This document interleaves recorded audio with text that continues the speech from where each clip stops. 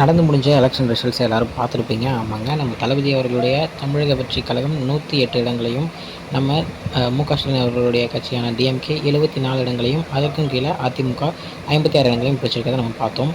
So இதில் என்ன அப்படின்னு பார்த்தீங்கன்னா, ஹங்க் அசெம்பிளி இது நடக்கிறதுக்கு ஏகப்பட்ட வாய்ப்புகள் இருக்குது. வாய்ப்புகள்னு இல்லை, நடக்க தான் போகுது அப்படின்ற மாதிரி எல்லாரும் சொல்ல ஆரம்பிச்சிட்டாங்க. அந்த ஹங்க் அசெம்பிளினா என்ன?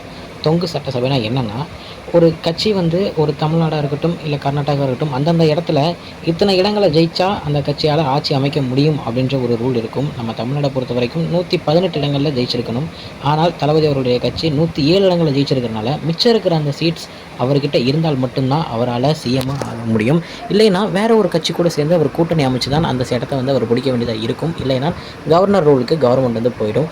ஸோ இப்படி இதுக்கு முன்னாடி பார்த்தீங்கன்னா கர்நாடகாவில் இதே மாதிரி ஒரு சூழ்நிலை நடந்துச்சு. ஸோ அங்கே பாரதிய ஜனதா 104 இடத்துலையும், காங்கிரஸ் வந்து 74 இடத்துலையும், மிச்சம் இருக்கிற ஒரு கட்சி ஜனதா கட்சி வந்து 37 இடங்களையும் ஜெயிச்சிருந்தாங்க. பட் ஆனால் அவங்களுக்கு ஆட்சி அமைக்க 112 சீட் தேவைப்பட்டப்போ காங்கிரஸும் ஜனதா கட்சியும் சேர்ந்து அங்கே ஆட்சி அமைச்சாங்க.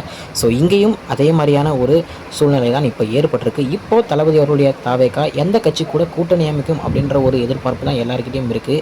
ஏன்னா அவர் யார் கூட கூட்டணி அமைக்கிறாரோ அதை பொறுத்து தான் அவங்க இங்கே ஆட்சி அமைக்கிறத வந்து நம்ம வந்து தீர்மானிக்க முடியும் அப்படின்ற ஒரு எண்ணம் தான் இப்போ வந்து எல்லா இடத்துக்கிட்டையும் இருக்குது. எல்லோரும் இப்போ நடந்துகிட்டு இருக்கிற சூழ்நிலையும் அப்படி தான் இருக்குது. இதை இங்கே வந்து பாசிபிள் ஆக்கிறதுக்கு இந்த கூட்டணி கட்சிகளில் இருக்கிற ஏதேனும் ஒரு 2 கட்சிகளோ இல்லை ஏதேனும் ஒரு கட்சியோ நம்ம தளபதி அவருடைய கட்சி கூட இணைஞ்சால் மட்டும்தான் நடக்கும். ஏன்னா இங்கே மேக்ஸிமம் பார்த்திங்கன்னா எல்லா கட்சிகளுமே ஒரு பெரிய கட்சிகளோட கூட்டணி சேர்ந்து தான் இங்கே வந்து ஆட்சி வந்து அவங்க எலெக்ஷன்ஸில் பார்ட்டிசிபேட் பண்ணாங்க. அப்படி இருக்கும்போது தனியாக ஒரு கட்சி பார்ட்டிசிபேட் பண்ணியிருக்கா அப்படின்னு பார்த்தோம்னா எந்த ஒரு கட்சிகளும் இல்லை.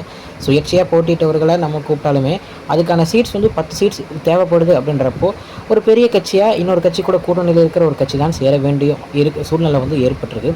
ஸோ அப்படி என்ன கட்சி வந்து சேரும் அப்படின்றது தான் இப்போ பெரிய டாக்ஸாகவே போயிட்டுருக்கு. ஸோ நீங்கள் இந்த கட்சி சேர்ந்தால் கரெக்டாக இருக்கும், இந்த கட்சி வந்தால் தான் கரெக்டாக நடத்த முடியும் அப்படின்னு நீங்கள் நினைக்கிற கட்சியை மறக்காமல் கமெண்ட்டில் சொல்லுங்கள்.